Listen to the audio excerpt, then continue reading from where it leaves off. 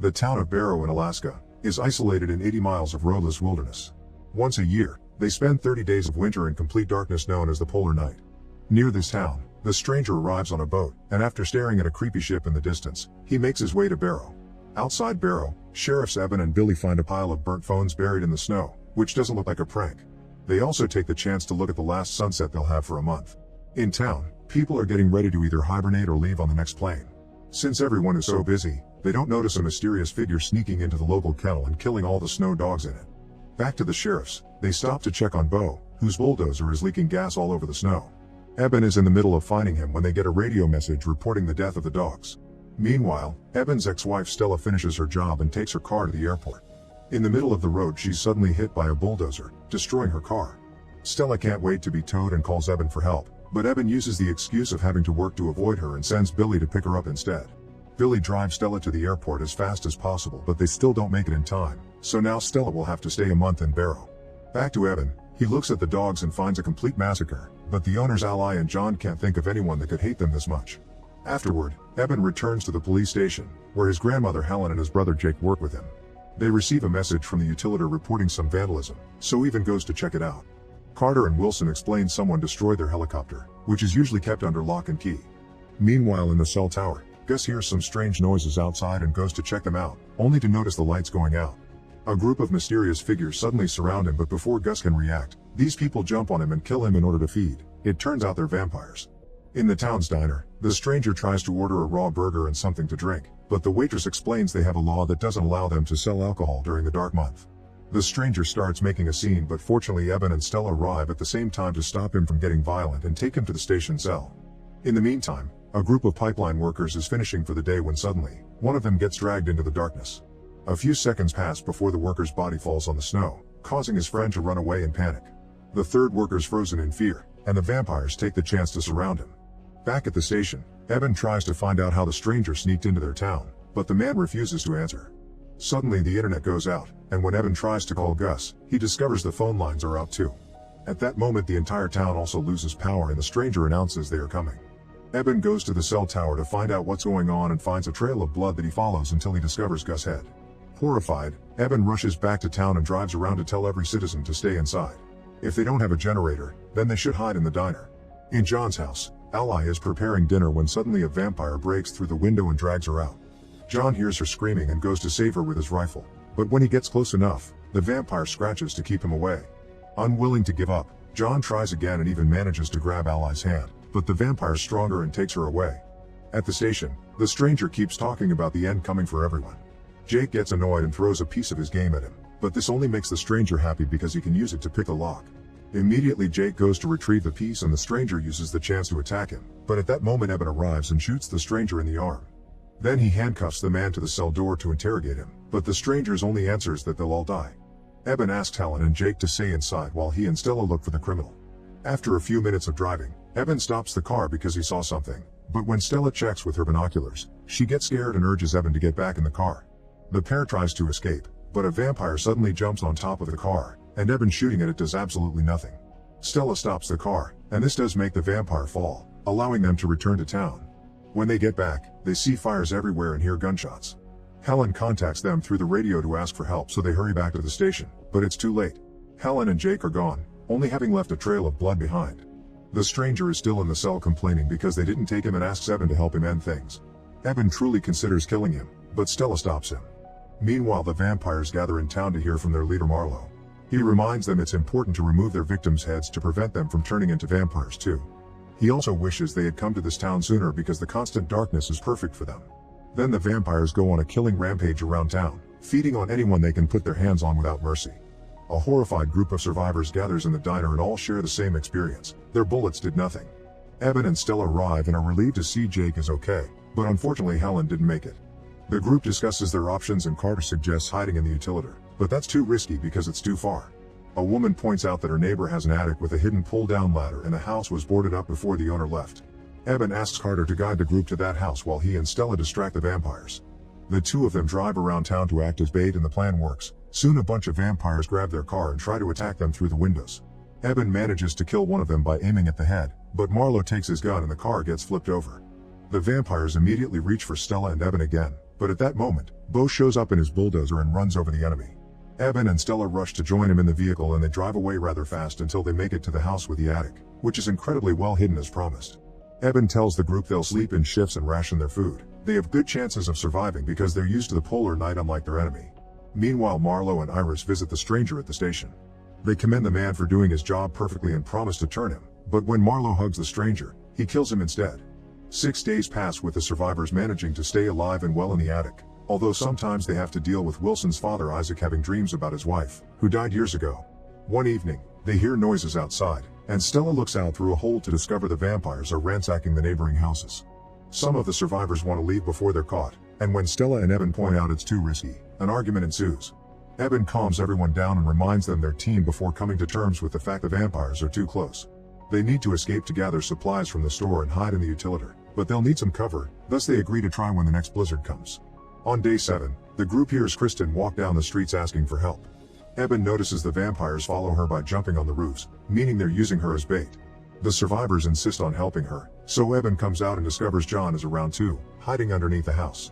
Kristen is his priority and Eben asks John to wait, but unfortunately this distraction means Eben doesn't make it in time and the vampires begin slashing at Kristen before jumping to feed.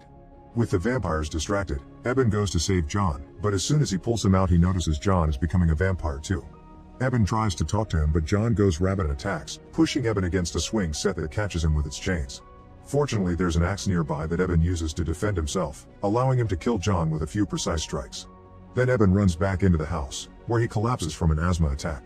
Outside, Marlo finds John's body and takes it as a clue of someone being around. Moments later, it's Stella's turn to be on guard, and Isaac takes advantage of her falling asleep to leave the basement. Stella and Wilson hear the door and immediately go after him, convincing him trying to walk to the city is a terrible idea. Isaac cries as he thinks his wife won't survive and goes to the bathroom. However, seconds later they hear a noise and discover the door's locked. Wilson picks the lock and they discover Isaac has escaped through the window, so Wilson goes after him and pushes Stella away when she tries to stop him. Eben hears the commotion and comes down to check on Stella, but at that moment, a vampire enters the house and they hide in the bathroom.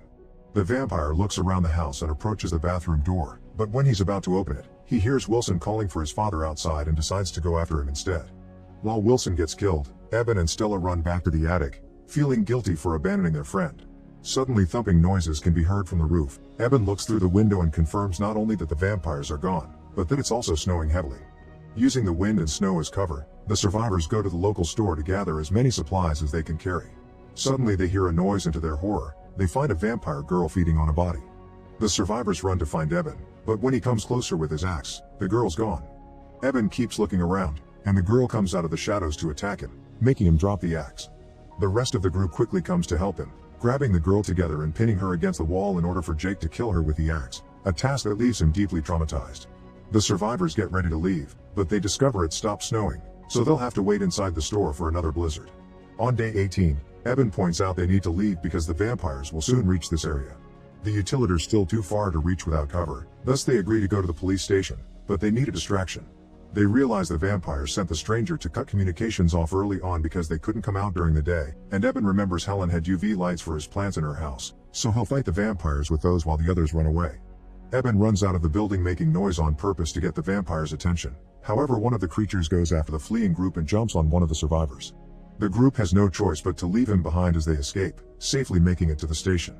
The vampires surround Helen's house and Marlo allows Iris to go first, but as soon as she steps inside, Eben receives her with the glowing UV light. Iris falls on the snow as half her body burns and the vampires go to shut down the generator to turn off the lights. Eben runs through the back door while he keeps his group updated through the walkie-talkies, so Bo tells him to run to Rogers Avenue. Marlo sees Iris suffering and gets her permission to feed on her so she can die in peace. The other vampires follow Eben only to suddenly be run over by Bo driving a ditch driller. He shoots all the ones that try to jump on the vehicle, but soon there are too many of them and Bo decides to crash the driller into a building. Then he leaves the vehicle with a box of explosives in hand, and since his rifle is jammed, he lights a flare and drops it in the box. Eben watches the explosion that takes down a bunch of vampires before running away in grief. However, Bo is still alive. When he comes out of the building, Marlo calls him pathetic and kills him with his foot. Eben joins the others at the station, but their reunion is cut short when Carter reveals he was bitten by the girl in the store when they held her down.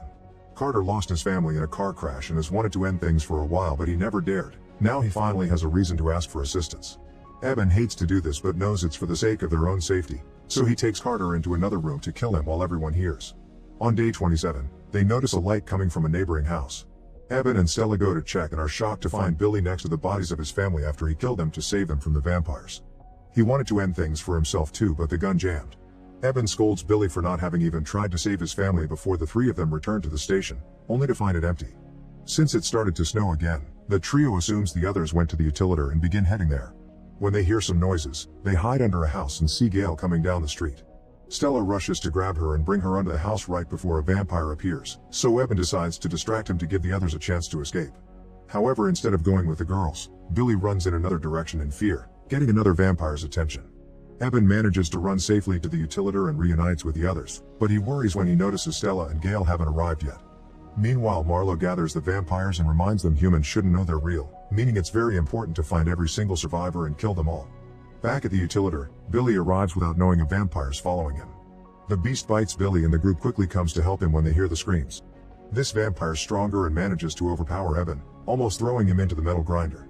Billy jumps on the creature and pushes it into the grinder first, effectively killing him but also losing his arms in the process. To make matters worse, Billy is starting to turn, so Eben has no choice but to kill him too. On day 30, the survivors begin to celebrate that the sun will come out soon. Eben finally manages to contact Stella through the walkie-talkie, and she explains she and Gail are hiding under a car nearby. Eben checks through the window and sees they're surrounded by vampires, so he asks Stella to wait under the car until morning and they can see the sunrise together. However, the vampires are tired of waiting and use the oil that Bo's bulldozer leaked all over town to start a fire. If Stella and Gail stay under the car, they'll burn, but if they come out, they'll be killed. A desperate Eben realizes a human can't win this fight, so he uses a syringe to take some blood from Billy and injects it into his own body. As Eben begins to turn, the others wonder if they should kill him, but a crying Jake protects his brother.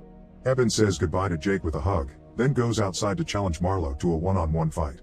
Marlo accepts and begins beating Eben up easily, but this distraction gives Stella and Gail the chance to escape.